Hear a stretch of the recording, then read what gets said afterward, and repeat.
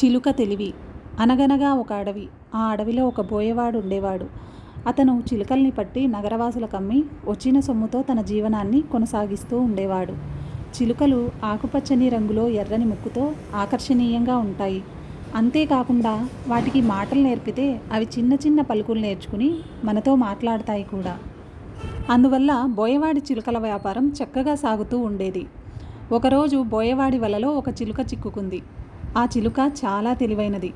విశాలమైన అడవిని వదిలిపెట్టి ఇరుకైన పంజరలోకి వెళ్ళడం దానికి ఏమాత్రం ఇష్టం లేదు. ఆపద నుండి తప్పించుకునే ఉపాయం ఆలోచించింది. బోయవాడు తనకు పెట్టిన ఆహారాన్ని కానీ నీటిని కానీ ఆ చిలుక ముట్టుకోలేదు. అంతేకాకుండా ఆరోగ్యం బాగాలేని దానిలా ఎప్పుడూ నీరసంగా ఆ పంజరంలో పడి ఉండేది. దాంతో ఆ బోయవాడు దానికి ఏదో వ్యాధి వచ్చినట్టుంది, తగ్గాక అమ్ముదాంలే అనుకున్నాడు.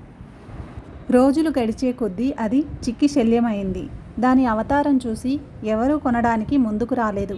దాంతో ఆ బోయవాడు ఏమైందో పరిశీలిద్దామని చిలుకను పంజరంలోంచి బయటికి తీసి అతని మోచేతి మీద కూర్చోబెట్టుకోగానే చిలుక తుర్రుమంది.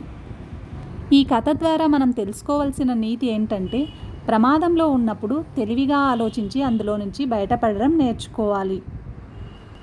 ఇదండి ఇవాల్టి కథ. మరో మంచి కథతో నెక్స్ట్ వీడియోలో కలుసుకుందాం.